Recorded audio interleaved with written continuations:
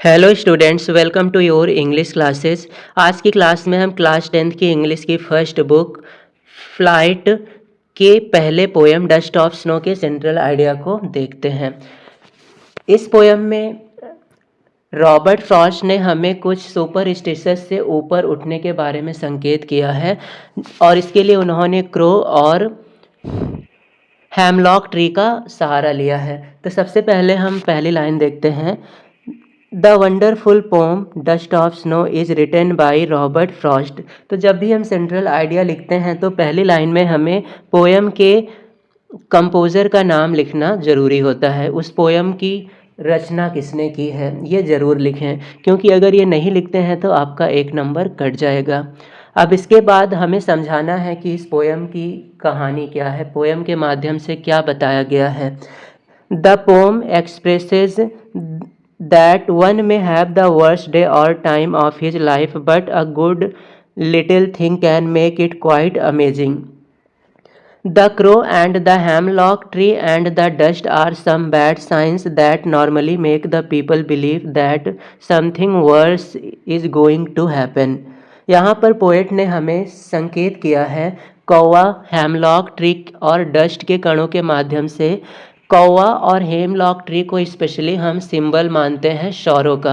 इनसे कभी भी हमें हैप्पीनेस की फीलिंग्स नहीं आएगी, क्योंकि क्रो का उपयोग हम लोग तभी करते हैं जब हमें श्राद्ध वगैरह करना होता है। और हैमलॉक ट्री एक पॉइजनस ट्री है जिसमें सफ़ेद कलर का फूल होता है और बहुत जहरीला पौधा है, तो इसका भी उपयोग हम लोग नहीं करते हैं।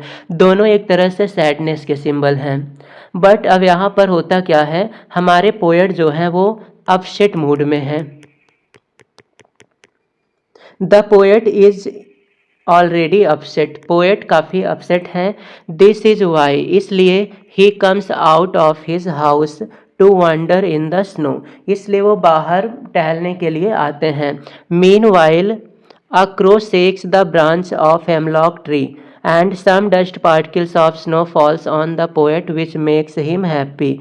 जब वह एक हेमलॉक ट्री के नीचे से गुजर रहे होते हैं टहलते टहलते, तब उस पेड़ पर बैठे एक कौवे ने उसकी ब्रांच को, शाखा को हिला दिया, जिससे बर्फ़ के कुछ कण पोएट पर गिर जाते हैं। और जैसे ही बर्फ़ के कुछ कण पोएट पर गिरते हैं, पोएट का जो मूड पहले काफ़ी ख़राब था, अपसेट था, सैड था, वह अब ठीक हो गया। अब वह सोच रहे हैं कि उन्होंने व्यर्थ में ही अपना इतना समय गंवा दिया है, अब वह आगे का समय हैप्पीनेस के साथ बिताएंगे।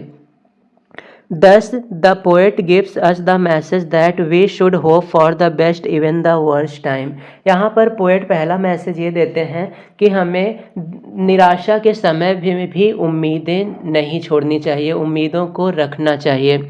और दूसरा संकेत ये देते हैं कि हमें व्यर्थ की धारणाओं के बारे में नहीं सोचना चाहिए। जैसे कौवा और हेमलॉक ट्री के बारे में हम बहुत ही नेगेटिव सोचते हैं, लेकिन आज इनकी वजह से एक पॉजिटिव काम हुआ, पोएट का मूड ठीक हो गया। इसी तरीके से और भी बहुत सी चीज़ें हैं जो हमारे सोसाइटी में पॉपुलर हैं, जैसे बिल्ली ने रास्ता काट दिया तो अब कुछ गलत होगा।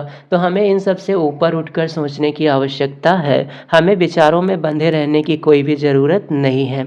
तो ये था central idea dust of snow का। इसमें 2-3 बातें याद रखें। सबसे पहले राइटर का नाम, राइटर है रॉबर्ट फ्रॉस्ट।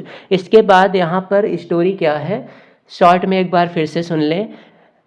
इस पोएम के राइटर का मूड काफ़ी अपसेट था, तो वह टहलने के लिए बाहर निकले और जब वह एक हेमलॉक ट्री के नीचे से गुजर रहे थे, तब उस पेड़ पर बैठे एक कौवे ने पेड़ की शाखा को हिला दिया, जिससे कुछ बर्फ़ के टुकड़े पोएट पर गिर गए। जैसे ही बर्फ़ के कण पोएट पर गिरते हैं, पोएट का मूड जो अभी तक अपसेट था वो ठीक हो जाता है और वो अब सोचते हैं कि अब वह अपना बाकी समय अच्छे से बिताएंगे। तो इस प्रकार से एक पोएट ने सुपरस्टिशस या फिर नेगेटिव धारणाएं जो हमारी सोसाइटी में है उस पर प्रहार किया है और साथ ही साथ इन सब की लिटिल थिंग्स की इम्पोर्टेंस को भी समझाने की कोशिश की है।